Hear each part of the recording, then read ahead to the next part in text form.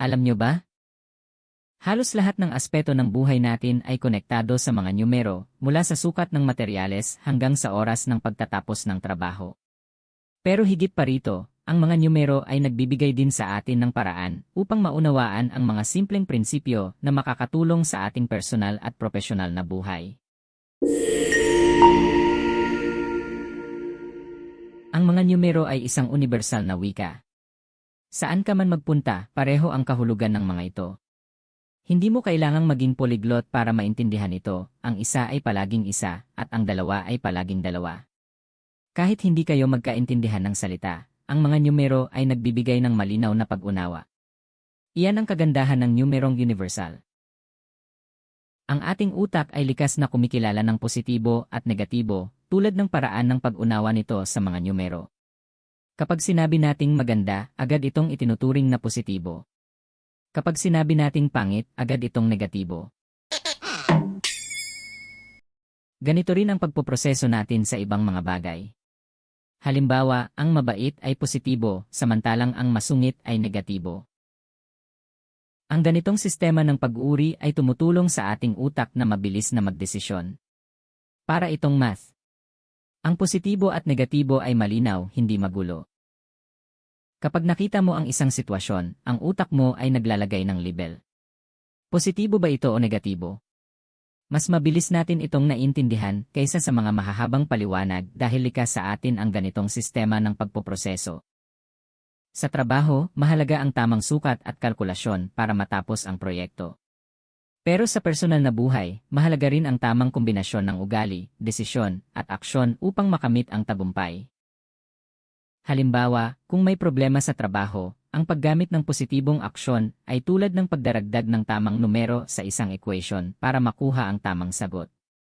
Kapag positibo ang ating iniisip at kilos, mas madali nating nareresolba ang mga problema, katulad ng pagbibilang sa tamang equation.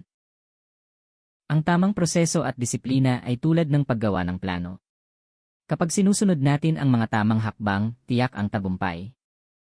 Tulad ng trabaho, ang matematika ay may malinaw na tuntunin. Narito ang mga patakaran sa positibo at negatibo. Una, kapag parehong positibo ang kontribusyon, tulad ng pagtutulungan at sipag, tiyak na positibo rin ang resulta. Pangalawa, kapag may problema pero inaaksyonan ito ng tamang solusyon, kaya itong balansehin. Tulad ng negative 3 plus 5, ang positibo ay mas malaki kaya nagiging positibo pa rin ang resulta. Pangatlo, kapag inalis mo ang negatibo sa isang sitwasyon, mas nagiging positibo ang kalalabasan. Pang-apat, kapag sinamahan ng positibo ang negatibong aksyon, hindi ito laging nakakabalanse. Mas lumalala pa minsan ang sitwasyon. Sa matematika man o sa buhay, mahalaga ang tamang kombinasyon upang maiwasan ang mga pagkakamali. Ang prinsipyo ng math ay kayang-kayang i-apply sa pang-araw-araw na buhay. Para sa mga manggagahwa, ang pagiging handa, maingat, at maagap ay tulad ng pagkakaroon ng tamang equation. Ang tamang paghahanda ay isang positibong aksyon na pwedeng magdulot ng positibong resulta. Hindi mo na kailangang habulin ang oras kapag planado ang lahat. Kapag tinutulungan natin ang ating mga kasamahan, nagiging mas produktibo ang buong grupo. Pero kung iwanan natin sila, ang negatibong epekto nito ay nakakabagal sa proyekto. Ang pagtanggal ng negatibo, tulad ng gaahlit o pag-aaway, ay nagbibigay daan sa mas positibong resulta. Tandaan, ang math ay eksakto, kaya't iwasan ang mga komplikasyon sa buhay. Tulad ng math, ang buhay ay tungkol sa balanse ng positibo at negatibo. Kapag natutunan mong gamitin ang mga prinsipyo ng matematika sa iyong trabaho at buhay, mas madali mong makakamit ang tagumpay. Kaya't maging masipag, planuhin ang bawat hakbang, at laging mag-isip ng positibo.